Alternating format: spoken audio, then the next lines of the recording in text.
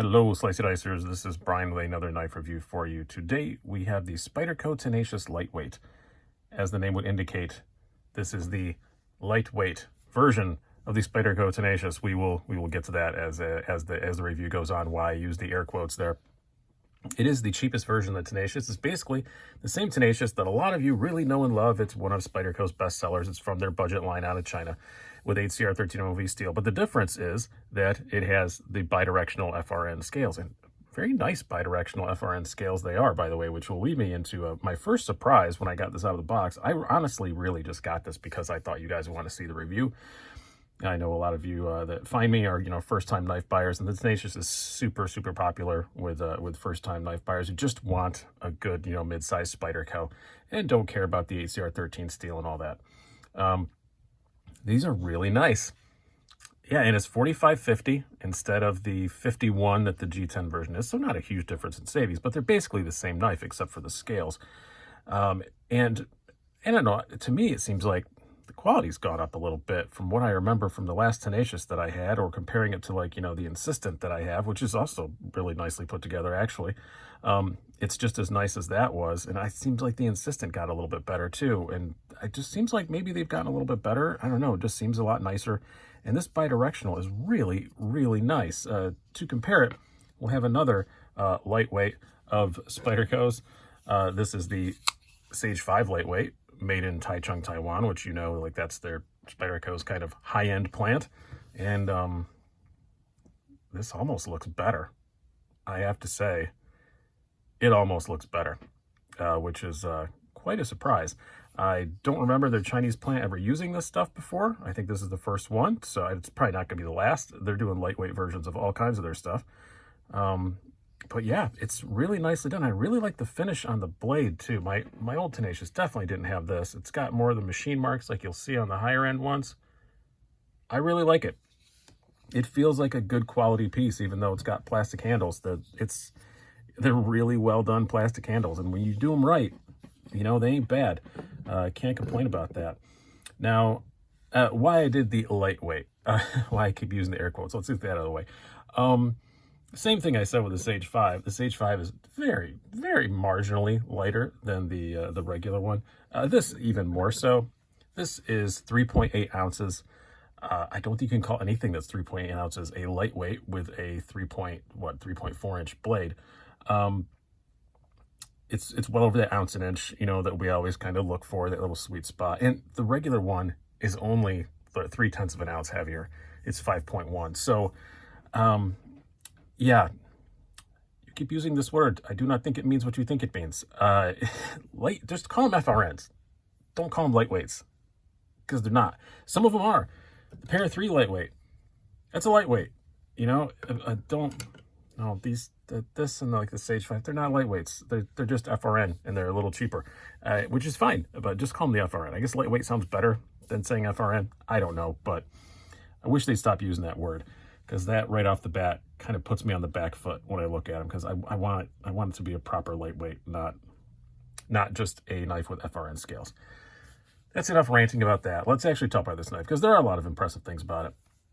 You do some specs and some size comparisons. You have an overall length of 7 3/4 inches, a blade length of 3.4 inches, blade thickness of 0.12 inches, handle thickness pretty thin, 0.46, and as I said, the aforementioned 3.8 ounces.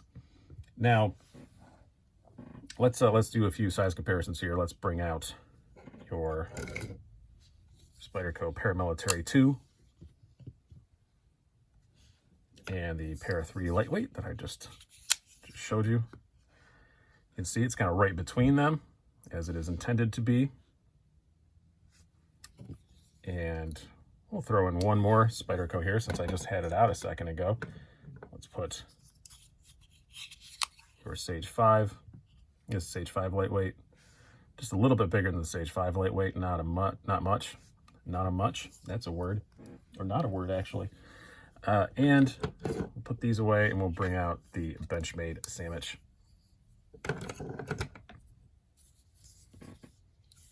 You have your full-size Benchmade Griptilian and your full-size Benchmade bug out. I can say that now because the mini bug out's out. So the full-size Benchmade bug out. Yeah, much more closer in overall length to the bug out. Now, talk about this knife. The blade, yes, is HCR 13 wah wah MOV steel. It's $45. They do a good job with their HCR 13, I will say. I've had several of the Chinese ones. I've been using it in Insistent a whole lot, and you know what? It's held up better than I expected, I will admit.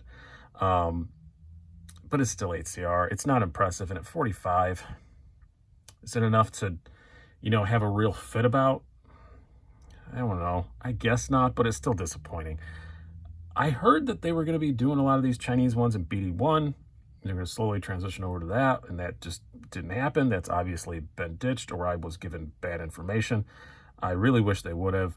Like the Bird Raven 2, I believe, is BD1. I actually have that up. Yeah, that's BD1, and that's, you know, what, $60, which is Bird is Spyderco's budget line.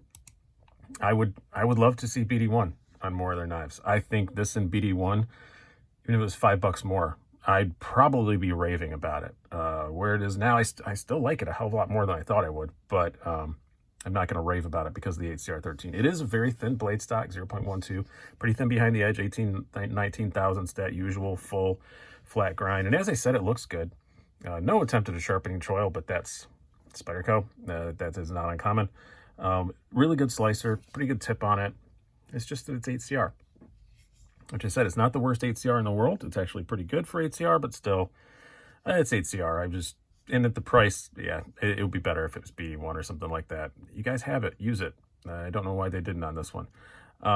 As far as the ergonomics go, they're excellent. The Tenacious has always been excellent. This is absolutely no exception to that. It's actually still really, really good. Nice thumb ramp, all that stuff. The scales are nicely contoured. It's very comfortable in the hand. Always has been. Pocket clip, a little bit of a hot spot. It is a gigantic pocket clip for sure, but not too bad. And this bidirectional, man, this thing ain't going nowhere. You are locked in on this. Like I said, it feels pretty good. It feels pretty nice in quality. Ergonomics, nothing to complain about there at all. Now, as far as the carry goes, we're going to bring back the return of ye old Dickies, because I don't know what I did with ye old Wranglers Mark II. It does have the wonderful thing that Spyderco does, which I don't know why everybody doesn't do this. The pocket clip does land on the logo, as you can see on this side. It is 4-way adjustable pocket clip, which is great. So it's any way you want to carry it, you can. But when the pocket clip lands on the logo, that's a much smoother spot. So it slides in and out much easier. As you can see, a lot of knives sticking out, but they do make deep carry pocket clips for us. They've been making this thing forever, so you can get aftermarket stuff. You're probably almost doubling the price of the knife. Well, not that much, but you know, adding 50% again. I think the MXG gear clips are like 23. Pretty easy to get your hand past. Nothing bad there. You know, no flipper tab or anything sticking out, obviously, because it's thumb hole deployment. And again, slides in and out easy. And these are really thick jeans, and it still comes in and out pretty easy. Can't complain about that. As far as the deployment goes, it does all the Spidey things. And I think that's why these knives still sell really well. Because if you want a Spyderco, a lot of people who just go looking for a Spyderco, you want it to do all the Spidey things. You want to be able to Spidey flick it. You know, you want to be able to thumb flick it. You know, all those things, it does all those. It makes a nice, satisfying thwack. It's fun. It's not drop shutty. It is running on phosphor washers. It's got like 4 very thin washers inside of it. They do break in really well, so I'm sure this one will in due order. But right now, it's not super drop shutty. They're never going to be completely drop shutty, but it'll get better. But it does make a very satisfying thwack. And I think maybe the FRN even makes it sound a little bit better. It just amplifies the sound a bit more. So what is my conclusion on this? You know, it feels nicer than the G10 one. It honestly does. And I've never said that about an FRN versus G10 before, ever. Usually I always say, yeah, the G10 one feels a little bit cheaper because it's fancy plastic. But the G10 on the regular Tenacious is okay. It's not great. There's nothing wrong with it, but it's fine. Where this is, like, as fancy plastic goes, really shockingly nice. So yeah, I think the cheapest Tenacious you can buy is the best Tenacious you can buy. Uh, do I still think that you should get a Bird Raven 2 instead? Yeah. But not by as much as before. This feels a little bit nicer. It probably does feel a bit nicer than the Raven 2. I think the Raven 2 is better steel. It has a forward choil. It's got lots of other things going for it that I like better. But it doesn't say Spyderco on it. And that does matter to people. It absolutely does. You can't discount it. I know people are going to say the name doesn't matter. Well, it doesn't matter to you, but obviously it matters to a whole lot of people because Spyderco still sells a ton of these. And it is a nice knife. It's just, I just, the HCR is just getting old. It's getting old. And when you refreshed everything else, why didn't you refresh the blade steel too? And for the love of all things holy, stop calling these lightweights. Please. They're not.